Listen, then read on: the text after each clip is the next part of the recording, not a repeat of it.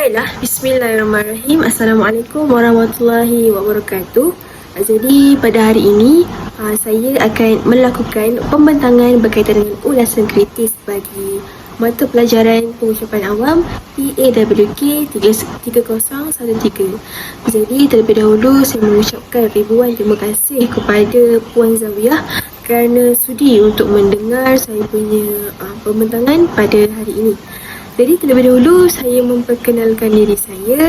Saya Nurul Syahira Nia Atira binti Muhammad Nur Azmi dari kelas Pendidikan Islam 6. Jadi, apa yang akan saya bentangkan pada hari ini iaitu adalah yang pertama, apa itu pengucapan awam. Yang kedua, apakah ciri-ciri pengucapan awam yang berkesan.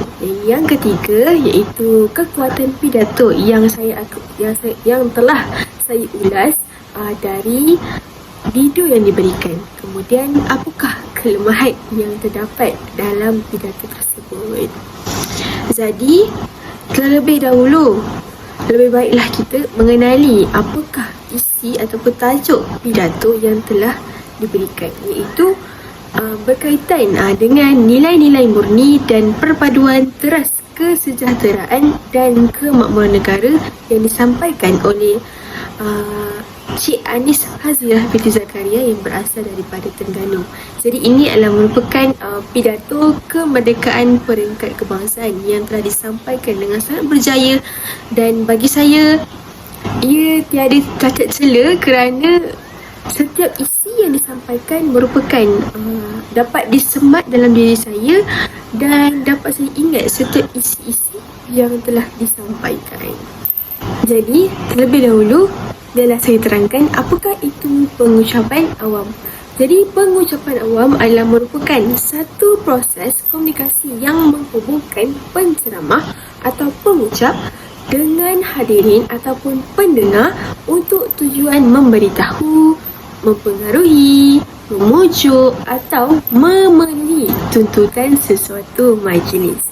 Jadi pengucapan awam ini adalah merupakan, orang kata apa, kita bercakap di hadapan halayak ramai untuk memberitahu kepada pihak pendengar berkaitan sesuatu maklumat yang akan kita sampaikan. Dalam video yang akan saya ulas sebentar lagi, terdapat ciri-ciri pengucapan awam yang patut kita lihat, dan kita perlu melihat kepada keberkesanan pengucapan awam tersebut. Jadi, apakah ciri-ciri pengucapan awam? Jadi yang pertama iaitu pengucap, iaitu siapa? Seseorang yang mempunyai maklumat untuk menyampaikan sesuatu perkara. Dan yang kedua iaitu audien, iaitu orang yang mendengar pengucapan. Yang ketiga iaitu mesej. Apa itu mesej? Maklumat, isi ataupun konten yang akan disampaikan dan disampaikan dengan menggunakan gaya-gaya persembahan tertentu. Yang keempat iaitu saluran. Jadi saluran ni terdiri daripada apa? Mimik muka, nada suara, pandangan muka, pergerakan anggota badan. Dan yang terakhir itu maklum balas.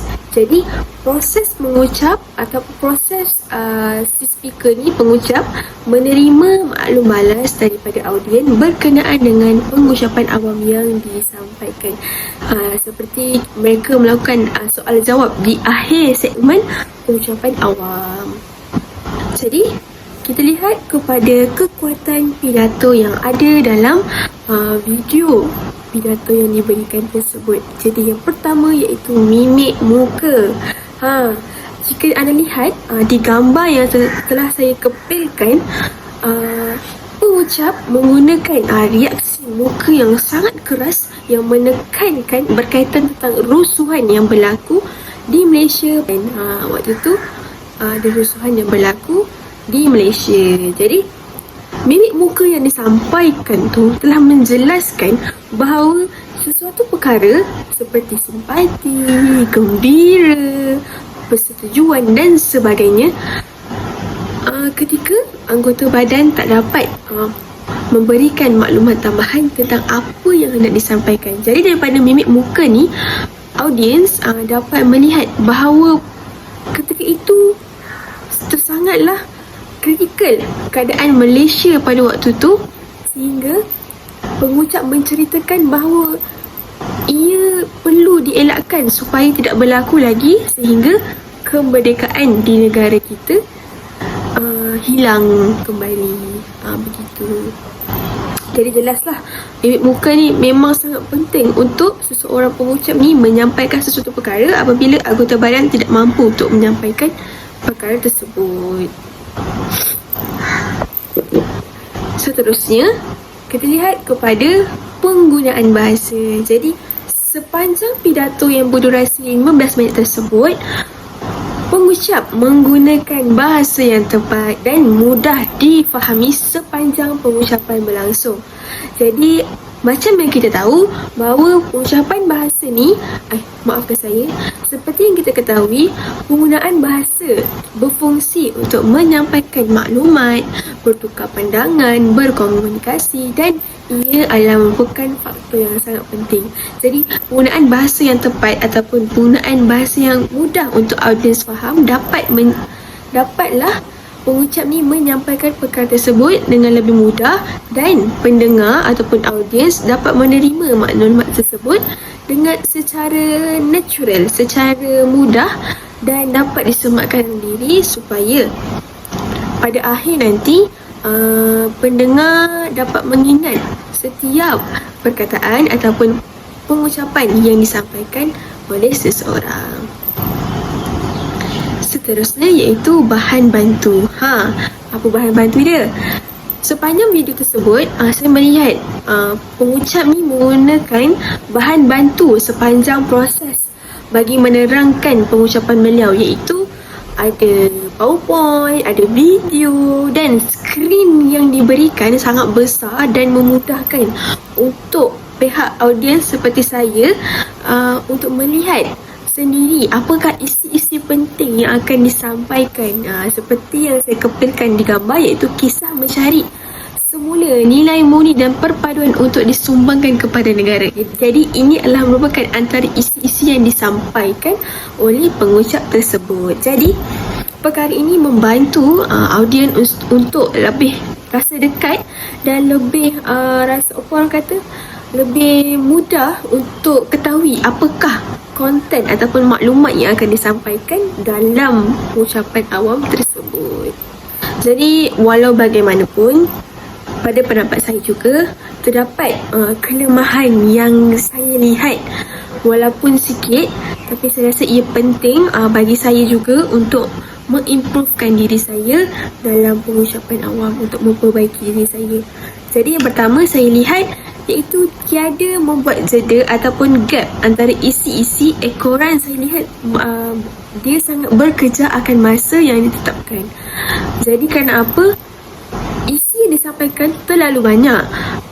Seingat saya ada 5 isi dan setiap isi tu ada cerita-cerita tersendiri. Jadi menyebabkan si pengucap tidak membuat jeda dalam pengucapan yang disampaikan. Apabila terlalu banyak maklumat dan bercakap tiada jeda, maka audiens akan lebih rasa bosan. Saya dapat lihat juga pada hujung-hujung video tersebut, audiens ada yang termenung, ada yang macam menguap kerana terlalu banyak sangat maklumat yang disampaikan. Seterusnya, antara kelemahan lain juga disebabkan tak ada jeda, jadi dia bercakap dengan sangat laju, menyebabkan mesej yang disampaikan sukar untuk diterima dengan baik pada waktu akhir tersebut. Disebabkan pengucap ni berucap dengan nada yang laju, maka komunikasi ataupun apa yang disampaikan terlalu sukar untuk difahami. Maka secara kesimpulannya, saya dapat lihat bahawa pengucapan awam ni adalah merupakan satu perkara yang sangat penting dalam kehidupan bagi membantu setiap insan untuk menyampaikan sesuatu maklumat dengan lebih baik. Dengan adanya ciri-ciri pengucapan awam yang berkesan ni, dapatlah kita lihat dan menapis setiap perkara yang kita akan sampaikan. Jadi secara keseluruhannya, pengucap ni menyampaikan setiap perkara dengan baik dan secara berkesan. Lebih-lebih lagi berkaitan dengan belia. Jadi beliau yang merupakan pemangkin negara bangsa kita. Jadi apa yang disampaikan oleh pengucap awam tu sangat berkesan dan dapat disematkan dalam diri saya, dan ini juga menunjukkan bahawa ucapan awam yang baik memberikan kesan yang baik dalam diri seseorang.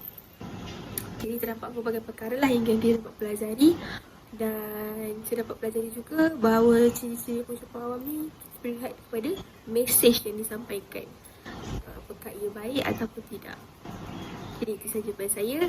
Sekian, terima kasih.